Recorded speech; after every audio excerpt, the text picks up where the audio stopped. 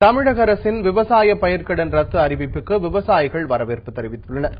கூட்டுறவு சங்க கடன்களை தள்ளுபடி செய்தது போல தேசியமயமாக்கப்பட்ட வங்கிகளில் உள்ள விவசாய கடன்களையும் தள்ளுபடி செய்ய வேண்டும் என்று விவசாயிகள் கோரிக்கை வைத்துள்ளனர். குறு விவசாயி சிறு விவசாயிக்கு விலை கம்மியாகவும் பெரிய விவசாயிக்கு விலை கம்மியா ஜாஸ்தியா தர்றாங்க கிடையாது. எல்லா விவசாயியும் ஒரே விலை தான் தர்றாங்க. அம்மா அவர்கள் பதவியேற்ற பிறகு முதல் கையெழுத்து விவசாய கடன் தள்ளுபடின்னு சொன்னதுல எங்களுக்கு ரொம்ப சந்தோஷம்.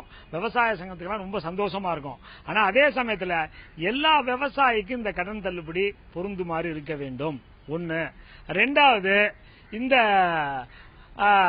இந்த கடன் தள்ளுபடி எங்களுக்கு இது மட்டும் இல்ல, எங்களுக்கு இப்ப தேசியமயப்பட்ட வங்கியில நாங்க வாங்கிய கடனுக்கு தான் டிராக்டரை ஜப்தி பண்றாங்க.